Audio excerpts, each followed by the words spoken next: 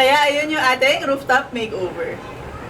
Tan tan tan tan tan Tan tan tan tan tan tan tan tan tan. Hindi mo kabisado sarili mo yun.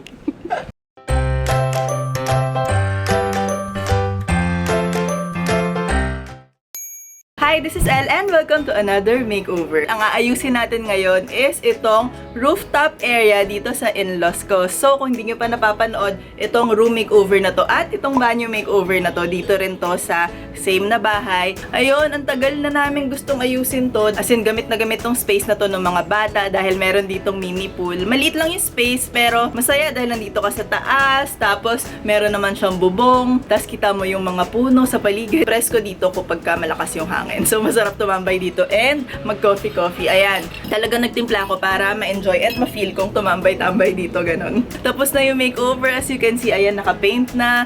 Tapos, meron na tayong mga decor na ganyan. Pero, before ko i-share sa inyo lahat ng detalye, gusto ko muna mag-thank you, Wilcon Depot, for sponsoring this video. As in, pwede na nakapag-shop na ako sa kanila. Pero, syempre, observing pa rin yung mga social distancing and mga safety measures. Tapos, meron silang mga safety precaution pagdating sa store. Pero kung talagang di pa kayo comfy lumabas, okay lang yon. Magagawa nyo pa rin yung mga DIY nyo dun sa bahay dahil meron silang option na pwede kang tumawag, mag-order ka dun, tapos yung payment through online, ganyan. I-share ko sa inyo lahat yung details mamaya. And simulan na natin tong makeover na to. So, syempre, para masimulan yung makeover, ano yung umpisa is yung before nitong lugar. As you can see, yung walls niya and lahat nung makikita nyo is naka-maroon na color. I think yun yung primer nag-start. Ayun, yun yung unang goal dito is i-paint yung space. Tapos yung nag-iisang wall niya, yun lang actually yung blank na wall. The rest is yung parang cage type na yung parang ganito.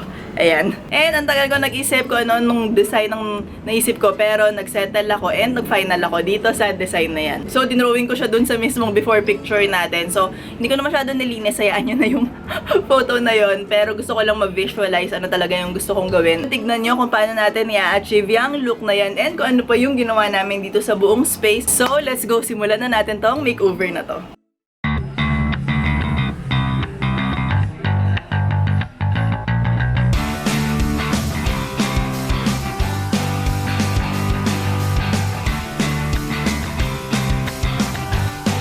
Mag-shopping tayo ngayon dito sa Wilcon Depot. Nandito ako ngayon sa Quezon Ave. And dito naman ako lagi. Bibili tayo ng paint and ito yung design, diba, nung wall natin. Tapos, nilista ko na yung mga kulay na kailangan natin. So, tara, bili na tayo. 2970P, 1/4. So, bibili naman tayo ng painting supplies na kailangan natin is brush. Wala ko ng ilan. Roller. Nagsasmile ako kasi hindi nyo nakikita. Paano na? Pag magsasmile ako, lalagyan ko na lang ng emoji dito na sticker na smile. Uy, ang cute! Pink na cactus! Parang ito, no?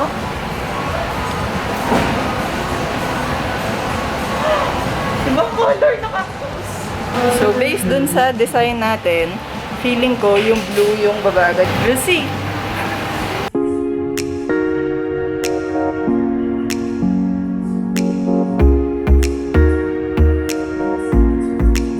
Sobrang favorite ko tong mga decor dito na, ayan o, yung mga cute na shelf na ganyan. Nakikita nyo ba? Pati ito. Tapos, meron din sila ng gold o. Ang ganda o. Meron na rin silang ganito. Ang cute o. Yung pwede mo sabitan ng mga picture. Oh. 369. Pwede ko rin siya spray paint kung gusto ko ng white or ibang color.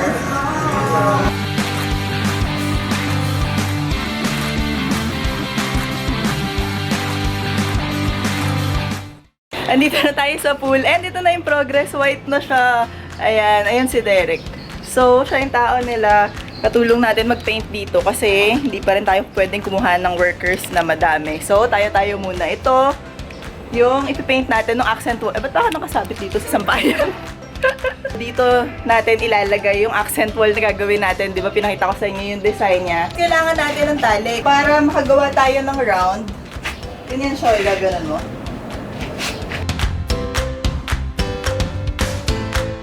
So, yan yung color nung upper wall natin. Ilalagay na natin.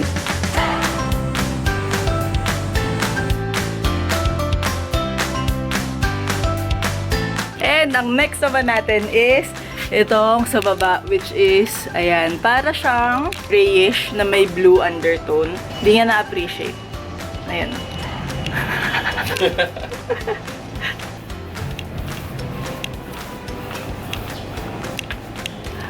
Ang cute!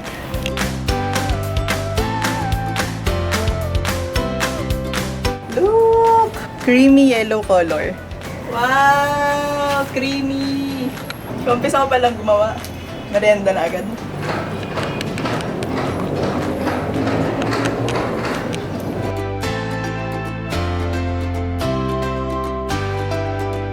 Merong taga-roller. Kahit na ilang beses ko na sinabi. Hindi, yung baba ibang kulay. Light pink yun, ganyan. Tapos, na magro-roll na siya, dyan yan ni Rolyo sa baba. Totoo. Paano bakit meron dilaw? Hindi totoo. Last day na ng decorating and ayan na yung mga plants. Itong mga paso na to before. Ngayon naman ito. Pakita mo yung mahingan. Ang gulo nila. Ito na si Flamingo. Hello. Naalala nyo before, di ba may mga plants naman talaga dito. Pero, ang random ng color, like iba-iba yung paso. So, pinapaint lang natin sila ng white para malinis tignan. Ito yung binili natin, pero mas gusto ko ng white. So, ni-spray paint natin. Ayan, ayan. May laman na yung pool. Gusto ko nang tumalo, ng init. So, karamihan ng plants dito, totoo. Pero, meron silang ilan-ilan na mga magagandang bike. Sabit natin dito sa mga, ang tawag dyan? Pader. Yan, yung may ganon, yung mga bakal, para Sa grills. maganda. Hi, Christmas! Hi, Bella! Ano, papasyal kayo sa ibang lugar, no? After natin mag-shopping, magpintura, mag-DIY, at mag-arrange itong ating rooftop, finally tapos na tong makeover, kaya alika, itutour ko na kayo.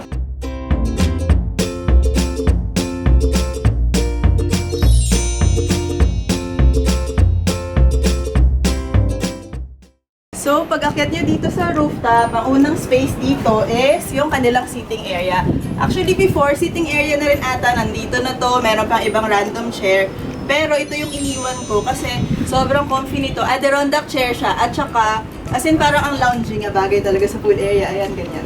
So, madaming color option to. Pero ito, nandito na sa amin to before. So, yan yung ginamit natin dito. Sa gitna nitong dalawang chair, meron tayong nilagay na side table para patungan ng drinks nga, ganyan, konting plant. Nilagay lang natin tong artwork na to from Wilcon. Marami dito from Wilcon na accessories. Yung mamaya, papakita ko na lang sa inyo. Pero ayan, naglagay din tayo ng plant. Ito yung isang mirror natin. Nandun yung ating elephant head.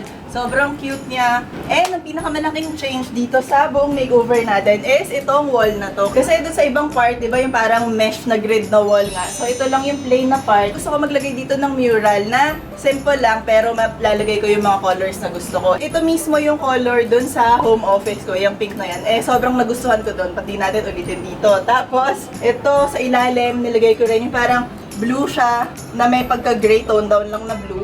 Ayan, ang ganda rin niya. So, yung pinaka naging design nito is itong yellow na parang half round na to na nakakonect naman dito na light pink. Tapos ito ibang color siya, yellow na nagpa-pop naman. Para merong konting outer feel, mukhang sun, mukhang ganyan, pero hindi naman literal na meron kang sun rays. Yung cute lang siya, ganyan. Naisip ko, dahil yung color nga natin, pastel pink, tapos yung mga tone down na blue, ganyan. Ang ganda kapag yung mga nilagyan mo ng plant is all white lang lahat. Dahil, linis tignan, tapos nagpa-pop siya against dun sa mga pastel natin na wall. Dito naman, sa taas nitong ating accent wall, pinalagay ko dyan yung artificial grass wall. Nakadagdag siya sa freshness itong space. Tapos dito naman sa floor nila, ito yung may turf. Before may turf na, tapos meron din silang bato, pero baliktad siya itong bato nandun sa kabilang side. Pinamove natin ng konti dun yung pool para mas maganda. Feeling ko mas maganda. Dito naman sa kabilang corner na to, nagpalagay din ako ng seating area kasi di ba meron tayong seating area sa kabila. Tapos, blank lang naman yung space dito. Meron din sila nitong wood na parang plant shelf na to, nilagay natin dyan. Meron din tayong side table para patungan natin ng drinks. And meron tayo dito mga konting hanging plant. At saka, syempre, di ba natin lalagyan, di ba grid wall na to, mesh wall na. So, naglagay din tayo ng mga ibang hanging plant dito. Pinalagay ko rin tong rhino head dito. So, ito yung kanilang pool. Sobrang perfect lang yung size niya para dito. Sakto sa mga bata, kahit sa mga matatanda, pwede rin. Ayan, naglagay tayo nitong flamingo na salvavida. Gusto ko nang tumalon. Ang saya. Ito is palabas na doon sa bubong. Kaya actually, hindi namin masagad yung pool dito sa side para at least kunwari gusto nyo may sitting area doon. Hindi namin magagawa yon dahil kailangan ng access galing doon sa baba and access din sa roof. So ito yung naging flow nung ating space.